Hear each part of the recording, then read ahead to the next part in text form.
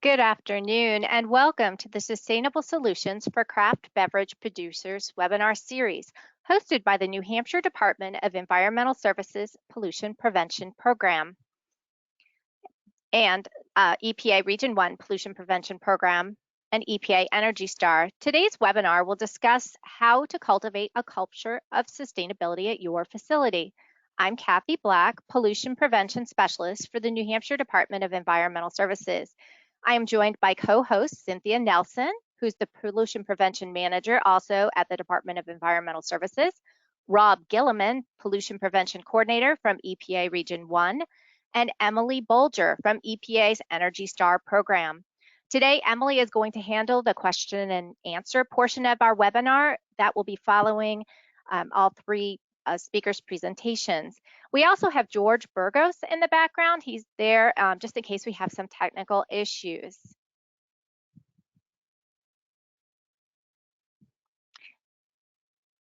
Waiting for my slides to advance. There we go. So the Sustainable Solutions Craft Beverage Producers webinar series was made possible by funding from the U.S. Environmental Protection Agency. First, we're going to start off with a few housekeeping items. All attendees are muted, and if you have questions, please click on the orange box with the white arrow to expand the dock. You will see the questions area here. You can type in your question. If you're having technical issues, George will help address those. If you're having audio issues, close all your applications and log off VPN, and hopefully that'll solve your problem. And last, this webinar is being recorded and it will be sent to all registered attendees and posted on the New Hampshire Department of Environmental Services Sustainable Craft Beverage Program website. Today, we have three terrific speakers who will talk to us about how they foster sustainability at their breweries.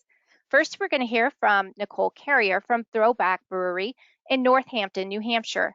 Nicole is the co-founder of Throwback, where she focuses on marketing and business strategy, as well as sausage making for the Throwback Lady Sausage brand. From 2017 to 2019, Nicole was the president of the New Hampshire Brewers Association. Nicole and the entire Throwback team are committed to building a sustainable, community-oriented business that sources locally. Then we will hear from Dani Babineau from Redemption Rock Brewing. Dani is the CEO and co-founder of the Craft Brewery and Tap Room in Worcester, Mass. Redemption Rock is the first craft beer B Corporation in Massachusetts. Congratulations. Dani earned her MBA from Babson College in 2015 and is a certified Cicerone. She lives in Worcester with her fiancé and Redemption Rock's head brewer and their puggle Dexter. Our last speaker, but certainly not least, is Luke Truman from Allagash Brewing in Portland, Maine.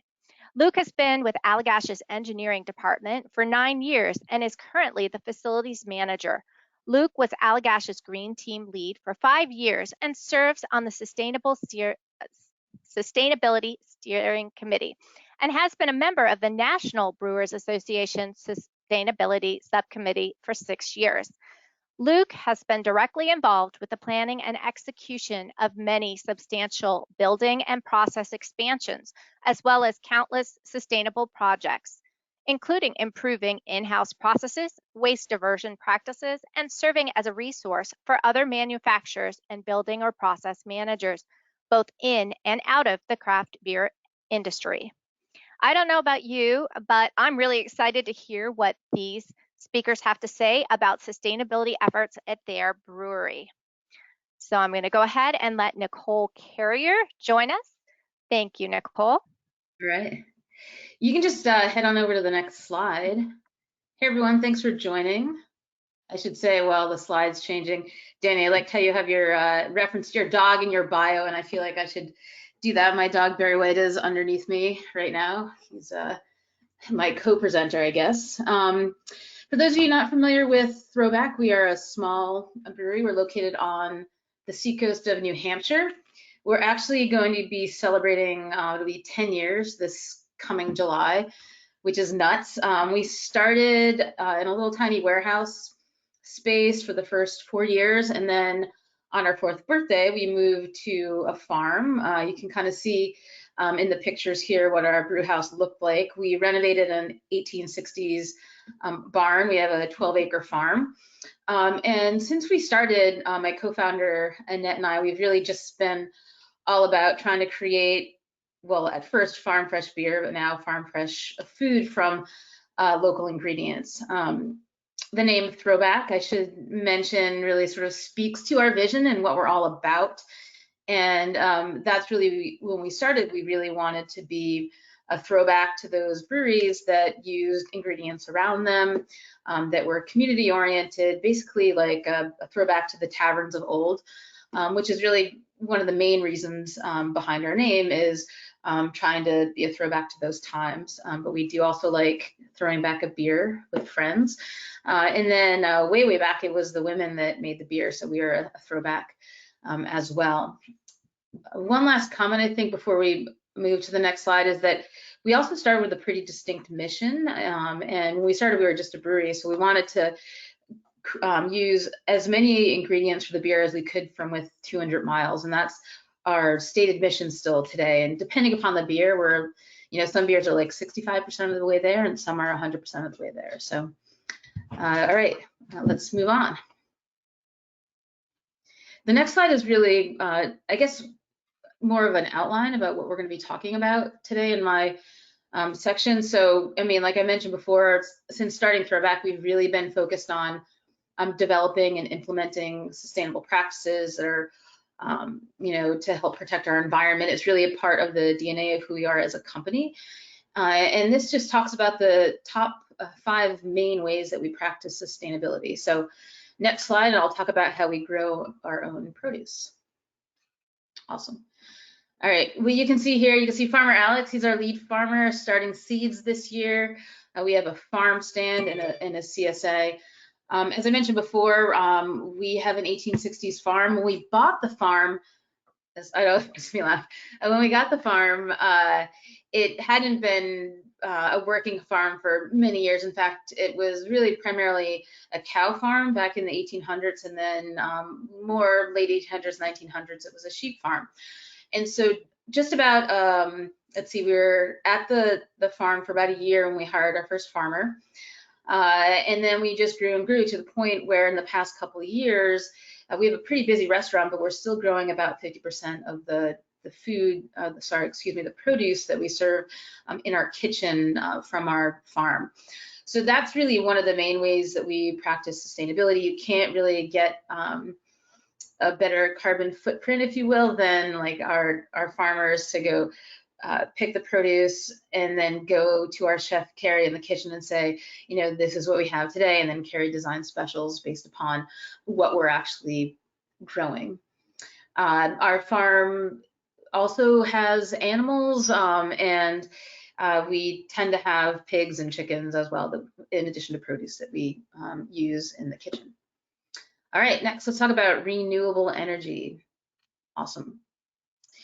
Here you can see the side of the barn with our solar array.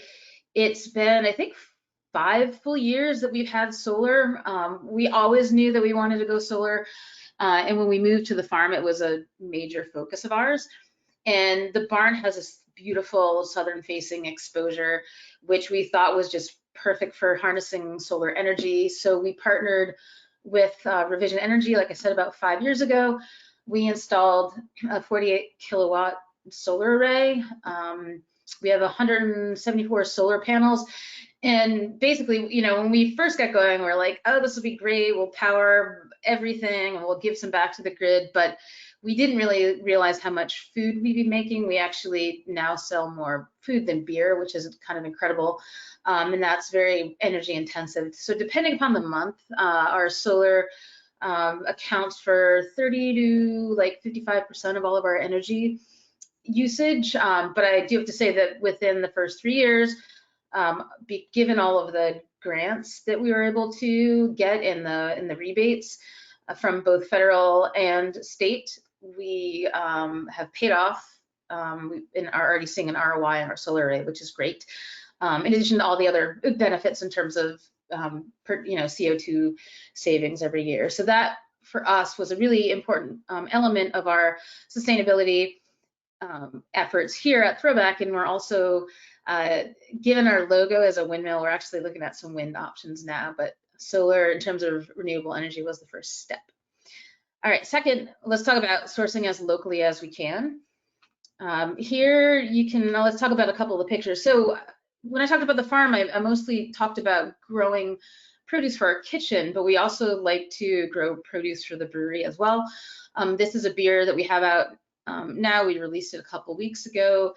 It's our Party Pants, so it's our fruited beer series, and it's strawberries and lemon basil that we grew on our farm. We also have a rosé sangria type of sour that the fruit in it, the blackberries, the raspberries, the currants, what else is in it? There's a whole bunch of fruit that the grapes all came from our farm as well.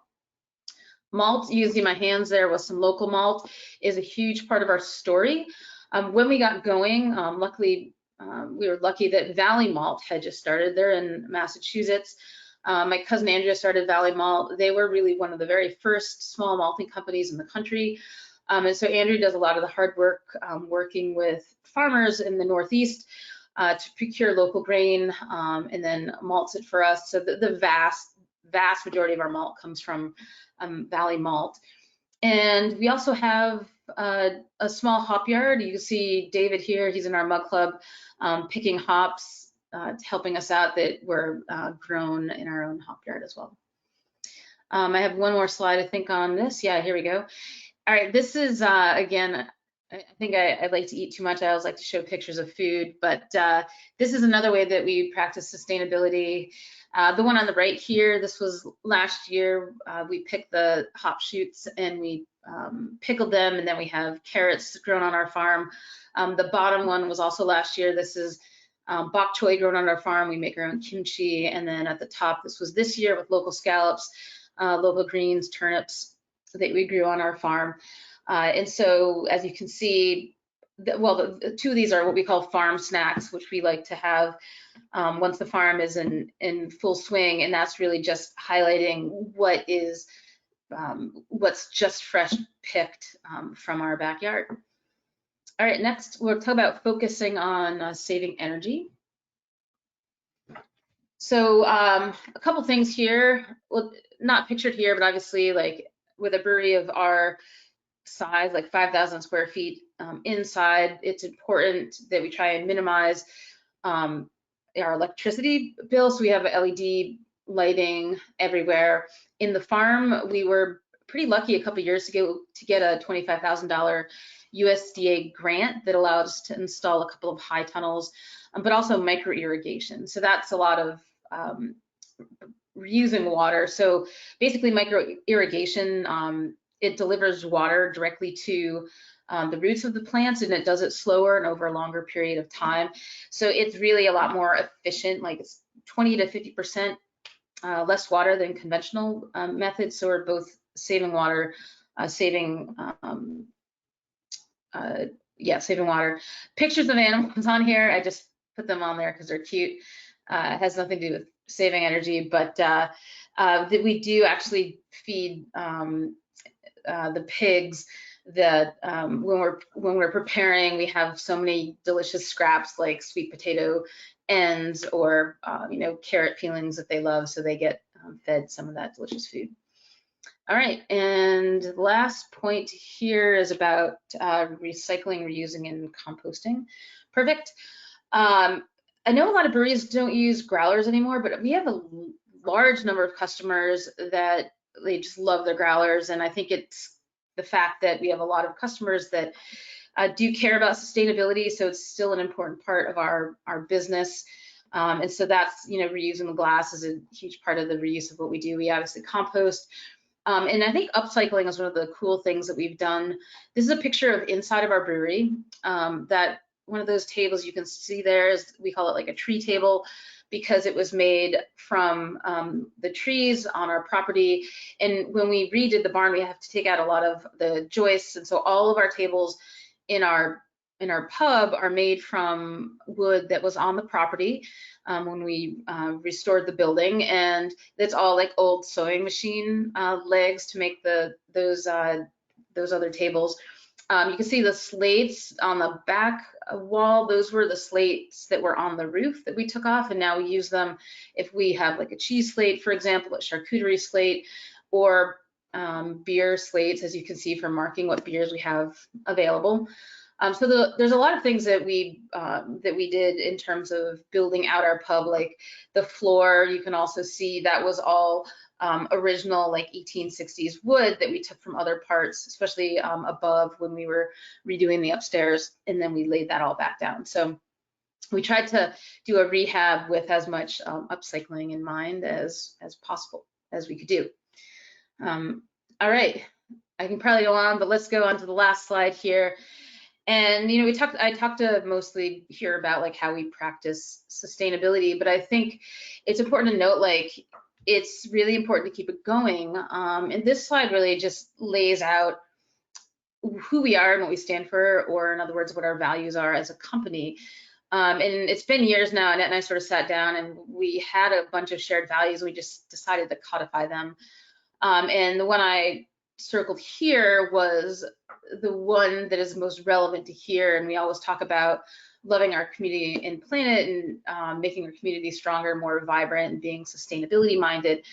And the reason why I put this up is because whenever we hire someone, we make sure that we hire people that our values resonate for them. And this is one of our most important ones. Like being profoundly kind is the other one. These two, we tend to try and find those people that fit. And this is the easiest way, I think, for us to like keep it going, because we hire people that are passionate about what we're doing, and they're passionate about sustainability, and they help us to meet our goals, and also have a pretty fun work environment as well.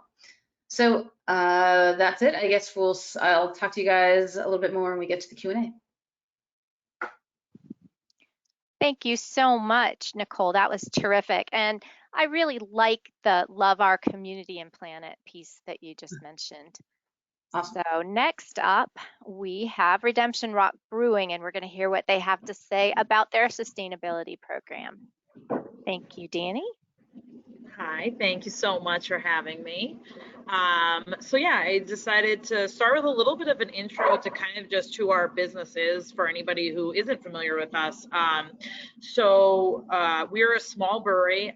We are about 10 barrels. We're a 10-barrel system, very much taproom focused. We have a 6,000 square foot space. Half of that is taproom space. And then we did 640 barrels last year in production, which was actually an increase over 2019. And then we have 9 employees at the moment. If you just want to hit next, it'll come up with a couple of, yeah, there we go. And then one more. Cool. So second, we're pretty new.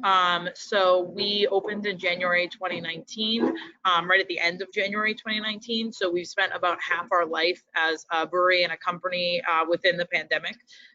So we got about a year to get our legs underneath us, and then have been dealing with the pandemic, and now are starting to kind of refocus on growth, but also just, you know, getting to the point that we want to be at this phase. And then urban. We're located in Worcester, which is right in the middle of Massachusetts, an old manufacturing town that right now is kind of entering this period of having eyes turned to it as a focus of gentrification, and so all the good and bad that come along with that, as well as being a city that has some density, but not. It's also a lot of kind of green space, and not as much necessarily density as you would expect, especially kind of more on the periphery. The neighborhood that we're in is kind of like the old restaurant row Italian neighborhood, and we're off of a side street there, amongst, you know, some more larger facilities, as well as just a bunch of auto body shops, and then backed up against the neighborhood. So it's definitely a mix of what you expect of a city, but also there's a decent amount of green space and open space, and it's still a very car dependent city without much in the way of public transportation, or really not great as far as walkability either. So trying to mitigate those things. And then we're also a B Corp, which we, since our inception, have been legally organized as a B Corp, but we went through our certification last year, and as of September of 2020, are certified as a B Corp.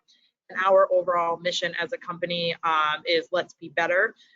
So that kind of encompasses both trying to always strive to be better in terms of beer, customer experience, our tap room, as well as being better for our community and our environment, and always trying to just do a little bit more and do a little bit better. You go to the next slide. So starting with kind of talking about, as a small brewery, we really, and as a young brewery, we're really limited in basically all of our resources, money, manpower, space. I think anybody who's really worked in a smaller brewery or startup environment, it's a capital intensive business. And so really kind of coming at it with scrounging together as much capital as we could to get open and then going through the pandemic. There's not always a lot of capital to spare. And still small as far as manpower. And so we kind of exist in this all hands on deck environment. And then space, we have a pretty efficient space. Like I said, about half of it is brewery space and half is tap room space. And trying to get as many people in the tap room as possible doesn't leave us a ton of space in the brewery for being able to either expand or just add more equipment or whatever. So we definitely operate very efficiently in all those respects. And that is our brewery cat, Jimmy, there in the middle as well, who is our mouser for us. And so kind of on this point, one of the things that, especially as we were going through our B Corp certification, I feel like sustainability as a topic can feel really intimidating and like something that you need to do big projects in order to make any sort of impact. So as a small young brewery, it can feel like something that we can't do or something that is overly difficult. And so from our perspective, one of the things we learned is that you can really make a difference by focusing on what you do have and what you can do and being realistic and not getting discouraged and moving forward with just like what your ability is. Go to the next slide. So, and those small interventions can make a big difference. So starting small and identifying opportunities has really been something that has been impactful for us. So, and then those things start to add up. So as some examples, we focused on our waste stream was an early focus for us. We realized that we were, just between recycling and trash, we were still putting a lot into landfill. And we didn't really have a lot of options in our community for composting. So we ended up actually bringing on board a bunch of other restaurants to commit to doing composting and being able to essentially create more customers for a larger composting company out of Boston to come to make it worth their while to come out to Worcester and pick up composting. And so that relationship has been really important and really not only affected us, but affected a bunch of businesses in this community and being able to creating compost as an option. Energy use has been something else that we focused on, and I'll talk more about that in kind of our build out. But looking at our energy use, whether it's our electricity, gas, or whatnot, and really being cognizant of that and looking at ways to constantly improve. And then sourcing has been a big thing. We also try and source as much as we can locally, both with beer ingredients, whether we're also using Valley Malt for a lot of stuff. This year we're doing a lot more with Forest Farms, which is a local hop farm. So we're doing a rotating pale ale that uses it's a single hop pale ale. And so every one of those is a different variety of hops from Forest Farms. So being able to just look for those opportunities to make small differences that really add up. You go to the next one. Thank you. So just as an example where you can actually find advantages to being smaller and agile is the E6 PRs, which we've gotten some press for switching over to. And the E6 PRs are interesting because people might have seen an ad for these on Facebook or video about it years ago, but they just actually became commercially available to other breweries after they were started by a brewery in Florida. And so they became available in January of last year. And the thing with them though is they basically have to be hand applied. They've developed some machinery to be able to put them on a case at a time, so you're not doing it by hand, but they don't really have the technology there yet to be able to do application at a high speed. So they're really not an option for a lot of bigger breweries that need to be able to package at a higher rate. I've talked to breweries where they're doing multiple cases per minute. We do about 2 minutes per case, even if we weren't using the E6BRs. So that is a real opportunity for us to make a decision that's a little bit more sustainable and is possible for our company because we're small and we're doing things in a smaller way already. Go to the next slide. So a little bit on our build out. We basically built out from September of 2018 to January of 2019. My background was architecture and construction management. So I designed the space and construction managed it. And myself and my co-founders basically did all the finish work ourselves. And so the build out, there was a significant focus on sustainability wherever we could. We didn't have the capital to be able to do big interventions, but there's a lot of small things again here that add up. So using reclaimed materials wherever we could, whether it was tabletops or the wood wall is all reclaimed pallets. The rug over here is an antique that we were able to get. So you're looking at reclaimed options wherever possible, as well as every single light in here is LED, and every single plumbing fixture is low flow, energy efficient. And so those are just choices that you can make as you're doing a build out that may increase your costs a little bit, but overall, in the long term, they'll actually save money, and also be much more sustainable and better for the environment. And then also just a note on build outs, one thing that is a big deal with build outs is waste stream and the amount of waste that's produced just from even getting things shipped, demo and just different construction waste. So that was a big thing that we had to focus on, was making sure that in addition to having a regular dumpster, having recycling picked up regularly, and making sure that we were being cognizant of the waste stream in the construction process as well. Go to the next slide.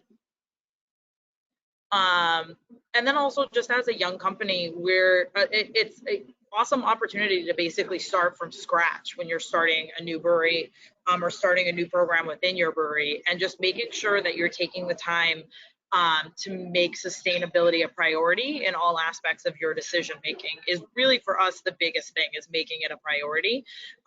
And so just highlighting our merch program as an example, but this gray sweatshirt is actually a company that I found at a student fair at Babson, which is where I did my MBA, but this is all recycled materials, and it's also a company that is locally based, and it's students, and they're essentially 20, 21, and doing this amazing thing using all recycled materials to produce a great product.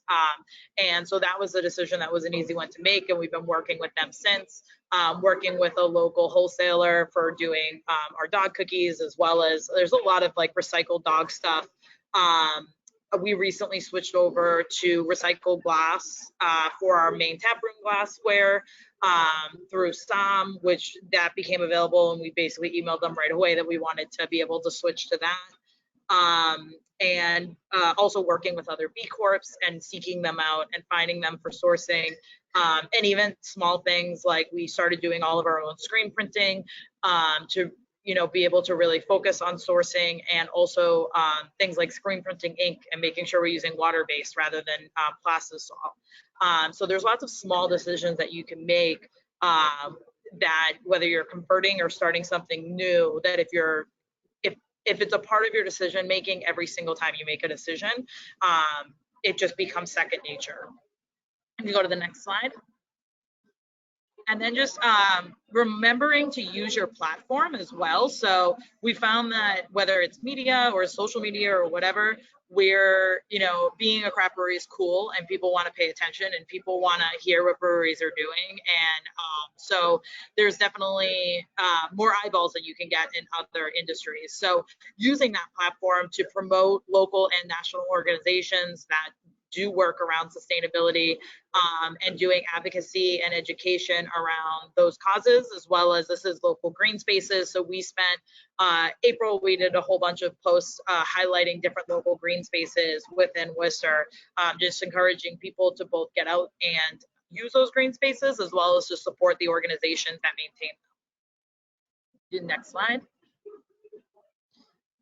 So being in an urban environment and kind of a unique one, making sure that we understand both the built and the natural environment that we exist in. So Worcester is interesting in that it has this dense core, as I mentioned, but then is really ringed with a lot of green spaces. And that comes from kind of the history of the city, and that it started out as a manufacturing city where people were mostly walking, people were taking horses, and then and it was ringed by dairy farms. And then as manufacturing declined, the city, you know, kind of got gutted and slowed down in its growth, which was right around the times that cars were becoming bigger and more popular around the turn of the century. And so that growth really stalled out, and therefore we still have a lot of green space available to us around the edges of the city, and we still have a good amount of dairy farms. And so we work with the local dairy farmer in order to work with our spent grain, which is something in an urban environment that he's actually only 15 minutes away, which is kind of unique. But really looking at what the strengths and negatives are of the city, being able to do infill into urban space. Our deck that we just built last year, this was, I think, the first weekend that it was actually open. We actually took away 3 or 4 parking spaces in order to put this in a city that likes to yell about parking and is still very car dependent and doesn't have great public transportation. And so doing work around really advocating for increased public transportation, and kind of continuing to just kind of take parking away and say, you know what, this is, you can find a place to park on the street, and that big parking lots don't serve our city that well. And so to continue to advocate for that, and try and promote alternative transportation, as well as just natural advantages we have of being in a city, taking advantage of utilities and hookups and things that exist already without having to build them from scratch. Next slide. And then also one of the things in a city, although also in rural environments, as Nicole was saying, is the ability to have adaptive reuse of old buildings. And so the space that we're in was actually built in 1940. It was an old Coca-Cola manufacturing facility, or Coca-Cola bottling facility. And so it actually was perfect to be able to put a beverage manufacturing facility back in this space. We don't have the whole building, we have a part of it, but the space could not really be any more perfect for our use. And it's also, there's a lot of things about it that we tried to keep really expressive, whether it's the ceilings and massive truss in the tap room, or our exposed concrete floor, which is a 6-inch slab, which they really don't build anymore. And being able to maintain those pieces that really show the ability to do adaptive reuse in a manufacturing facility like this is really kind of part of what makes our space really unique.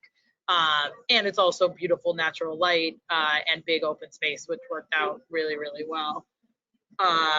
And then next slide. And then finally, kind of being part of that urban environment, making sure that we're looking to not only the density of the space, but the density of organizations and the specific needs of our community, and the people out there doing this work besides us. At the end of the day, our main existence is as a brewery, but there's a lot of communities that are really focusing on urban farming and green space and different aspects of sustainability within the city. And so making sure that we're partnering with them, we're promoting them, we're supporting them. One of the ways that we do that is we donate all of our taproom tips every month, and we've been doing that since we opened. And so one of the organizations that we partner with is the Regional Environmental Council, which does urban farming, supports youth farmers, as well as doing farmers markets and dealing with food insecurity in our community. Another organization that we partner through this is the Greater Worcester Land Trust, which manages most of the green space in the city that's not privately owned. And then last year we also supported the Worcester County Beekeepers, which is a lot of training and education around urban beekeeping. And then another program that we do is we donate any leftover food at the end of the day, because we partner with local bakery to do taproom food, and then any leftovers we donate to our community fridge, which was started this year, and being able to support our community in that way. And so really looking at all the aspects of sustainability and how that applies in an urban environment. Next slide. And so we actually, it's interesting, so as a B Corp and as kind of a mission, especially being in a city, we've really looked at our strength being our community, but there's so much of that that overlaps with sustainability and the environment, because they really, the environment and community really can't exist without each other. And so we found so much opportunities to kind of support one by supporting the other, and continue to make it a focus. And like I said, it's something that to us seemed really intimidating when we first started. And then as we went through kind of the B Corp process and we're really looking at things, we found that it's actually not as hard as it seems. And there's lots of ways to make an impact beyond, doing big interventions, especially me coming from an architecture background. I was like, we can't have a LEED building. Like, how do we but there's so much you can do. And so that's essentially my takeaway from kind of the last couple of years. Thank you so much, Dani. That was terrific. I really wish I was in Worcester right now, sharing a beverage with that cute canine. But we're moving on. We saved the biggest brewery for last. That is Allagash Brewing. So now we have Luke Truman. Thank you so much, Luke.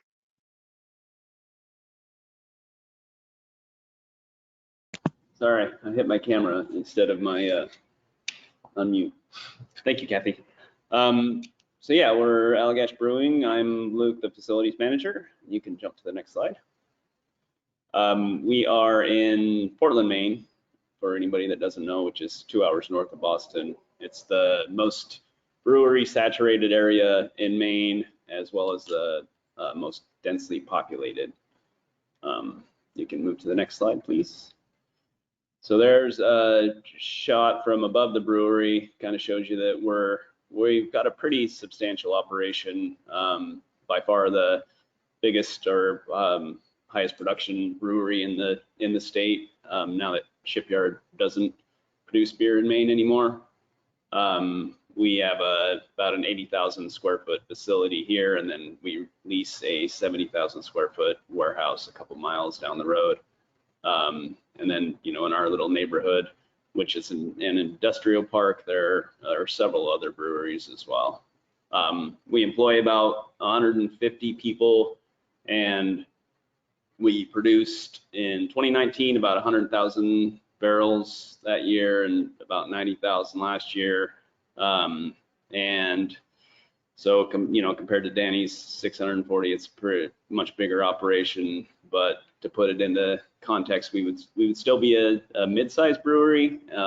Boston Beer, for example, produces about 8 million barrels a year, so kind of somewhere in the middle there. Next slide, please. Here is a screenshot of our core values, which predates me. I'm not sure when these were put together. We certainly are always looking back at this. And one thing that you'll notice, and I failed to mention that we are an independently owned brewery, also B Corp, and Rob Todd, the founder and owner, is still very involved in our operation. He's here almost every single day when he's not traveling. We also distribute down the East Coast, and then Chicago area, and then the bottom 2/3 of California. So anyway, back to our core values. What you will not see as far as a word within the core values is sustainability. But if you read the core values, you'll see that the three legs of the sustainability stool are represented: the social, economic, and environmental pieces of sustainability.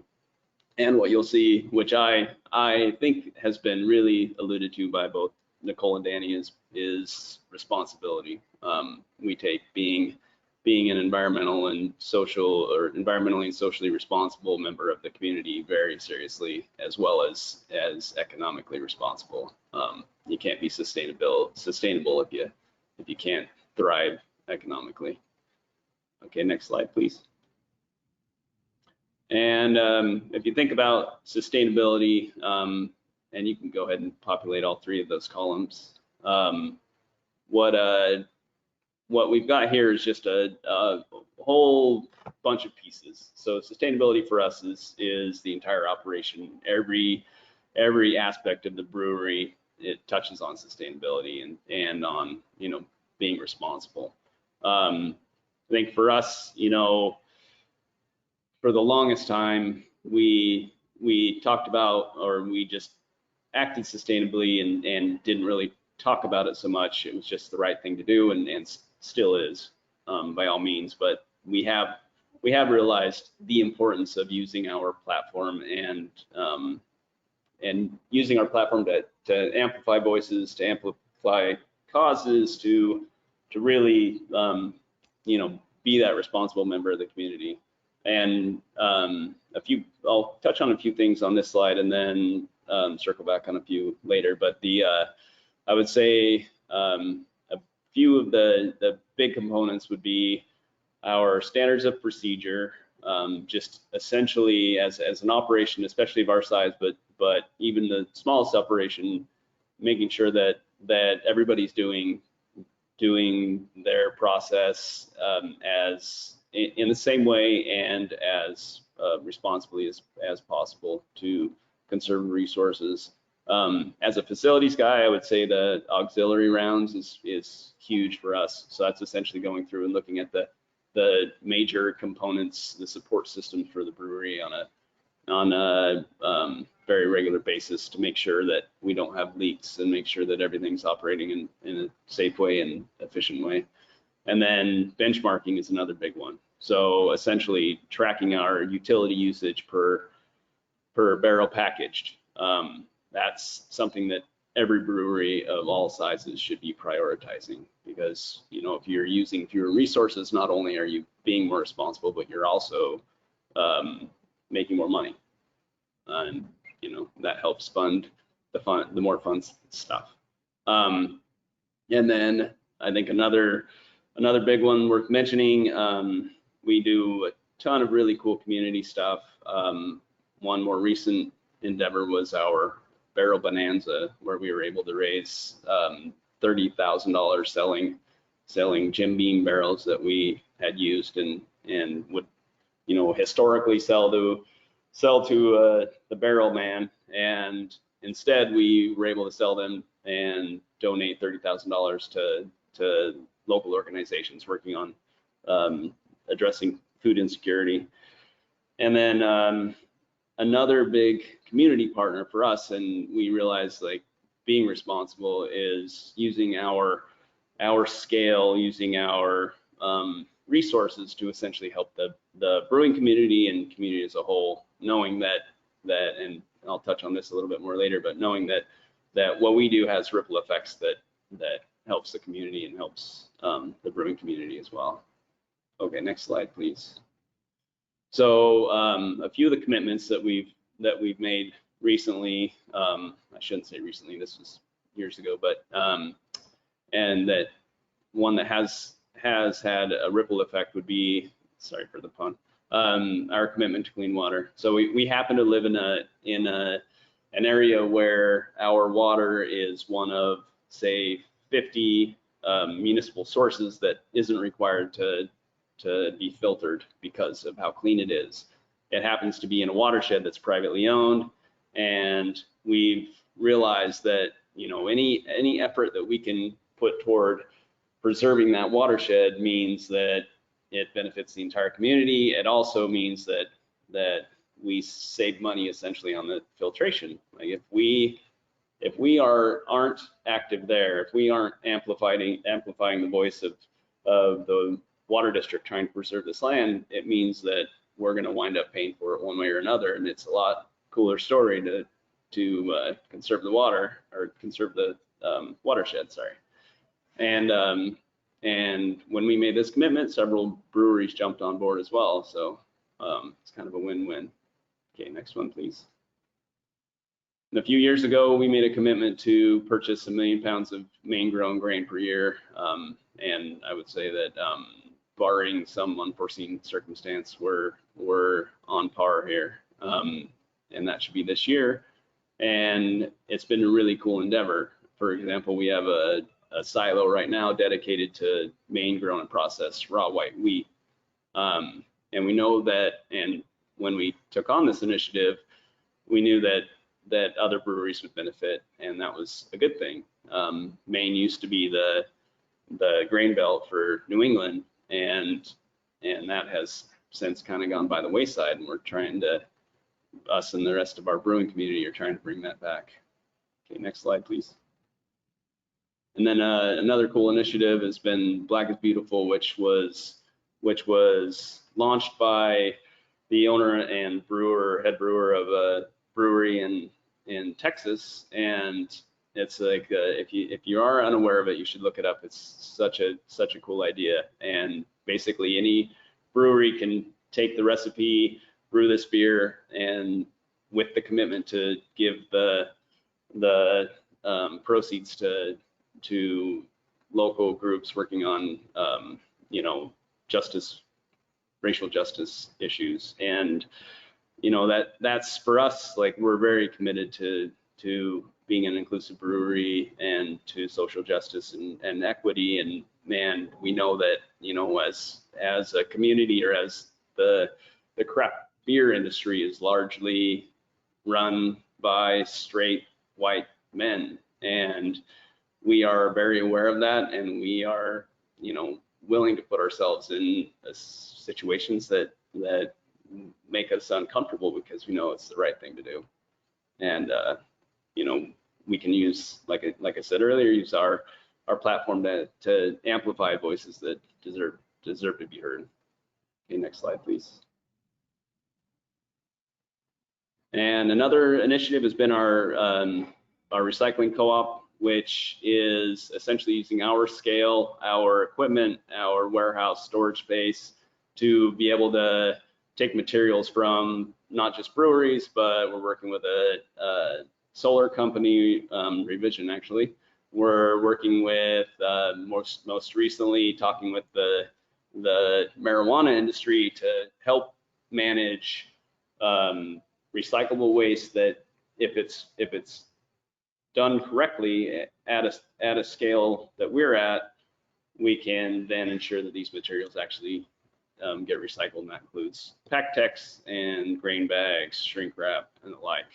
And that's kind of been not just with using our scale to help others, but also in our approach to waste management is for example, we discovered that our glass was at best case scenario getting used for road base aggregate. And so we started to isolate our glass and put it into the redemption stream, which actually costs us money, but then saves us money on tip fees. So it's kind of a balance, but we are doing it because it's the right thing to do.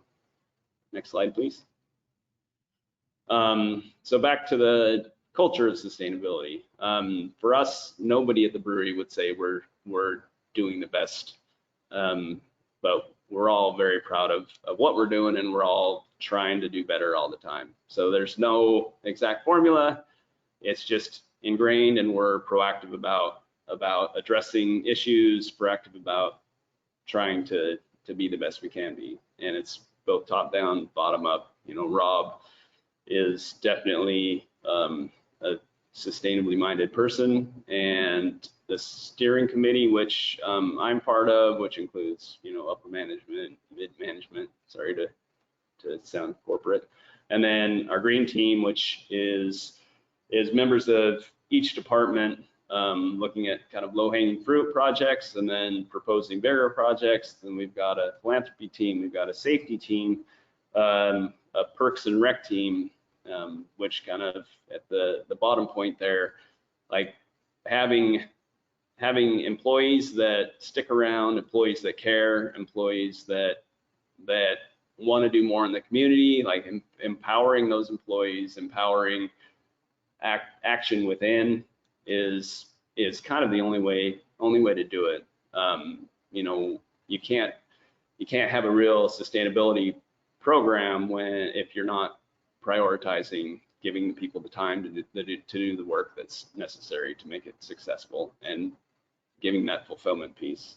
And then, you know, unfortunately, you sometimes have to do required trainings, but then there's also opportunities for voluntary trainings, and then orientations go a long way. So, you know, a training, for example, that we're doing now and going to start doing in every department is just like most up-to-date current waste management processes, and like basically doing a very in-depth training, because we've got, you know, the most complicated system you could ever hope for. Okay, next slide, please. Here's just a screenshot of our newsflash. I failed to mention that we do have a dedicated section in the newsflash every week for community and sustainability. And the reason being, we have a lot to say around that front. We just have no end of interesting things going on, and then also we just want it to be top of mind for everybody, and for everybody to see like how much it is part of our culture and what we prioritize. Next slide, please. And then kind of more of the formula, the engineered solutions and priorities. So as mentioned by the other panelists, the like build-outs, project management, waste management, and then on engineered solutions, you talk your like zone lighting, your HVAC management, any of that stuff that we can essentially take the human error out of, we try to do. We also don't sweat the small stuff, so we don't sacrifice good for great. You know, it's really important to focus on the bigger picture, and we do a ton of staff and public engagement. I think that's extremely important, especially on the environmental front. You know, using our facility as an educational place. You know, and then also engagement with our, you know, regulators, with the city and wastewater folks, and, you know, helping educate other breweries as well. And then we do give 1% of our sales to local nonprofits. We also offer VTO and matching donations. Our tasting room staff decides on a nonprofit every month to give their tips to. So we don't accept tips, but we have a tip jar essentially. And then, you know, the community piece is just critical. And then our commitments, you know, our commitments to EIJ, our commitments to the environment, to the protecting of the watershed. Another one, we recently spoke up in support of an extended producer responsibility bill. So we're starting to kind of dabble in the you know, environmental political end of things, and you know, I'm personally really proud that we're making those statements and standing up. Next slide, please. As a member of the Brewers Association Sustainability Subcommittee, I've got to mention that benchmarking tool is available to any craft brewery that's a member brewery, and is a wonderful resource and should be taken advantage of. There's also with that comes a sustainability benchmarking report. For example, I can tell you that the Midwest breweries, so the breweries that are on the Colorado River, that, you know, there's a huge water shortage there right now. They use a median of 5.4 barrels of water for a barrel of packaged beer, which, you know, we're like around 3.7, and we're in a place where there's ample water. So, you know, with benchmarking, if you're tracking what you're using, you can realize the potential of change and realize the savings, and that benchmarking tool is huge. And then we're always putting together resources. So the CO2 efficiency, there's, been a nationwide CO2 shortage during the pandemic. And a lot of breweries have, and I would say a lot of breweries have just taken for granted that there's the supply and then it's just going to keep showing up. And, it's really important to realize or to know how to improve these systems. Next slide, please. So there are a bunch of manuals you can see here that are available. So building, solid waste, wastewater, water use, benchmarking, energy, all very useful. Next slide, please. And then also the Brewers Association is dedicated to cultivating diversity, and so there's just a wonderful resource and taking this very seriously. Next slide, please. And that's it for me. Thank you very much. Thank you so much, Luke. That was terrific. I really liked how you empower employees to do the right thing and be sustainable. So right now, I'm going to turn this over to Emily Bolger. She's going to handle the question and answer part. We've only got a few minutes, but please go ahead and ask some questions. Thanks, Kathy. And yeah, if all the presenters could just turn on your cameras. The first question is, what has been your biggest challenge in implementing sustainability goals? And maybe we'll just start with Nicole and then go to Luke at the end. Biggest challenge is a good question. I think as any small business, it's capital and resources, and I think that the time it took to get access to the right grants and the knowledge, I think, were some of the biggest challenges for us. But luckily we had help, like with Revision Energy. We wouldn't have been able to figure all of that stuff out given everything else we had on our plate. So it's good to find the right partners to help you through some of the challenges. Yeah, I would agree around resources and kind of just knowing where to start. I mean, I think overall, there's so many things to do, kind of figuring out and picking a focus, which for us kind of was waste streams, and that was what got us started. And then within that was really getting the composting and essentially having to bring a partner into an area where we didn't have a natural one was definitely a big specific challenge that took up a lot of our time in our first year, was trying to figure that out. Yeah, and I would say that ours is kind of the, sustainability is ingrained and we develop goals and whatnot, but at the same time, everybody's not as obsessed with it as, say, myself. And when you've got 150 people and say 100 on site, you might have everybody working in different directions, and trying to get everybody working in the same direction can be pretty difficult. And I think as a follow-up to that question is, what business value do you find that sustainability brings to your business? And whoever can start first, we can start with maybe Luke or Dani this time around to give Nicole some time to think. I would say that it's hugely valuable. I think,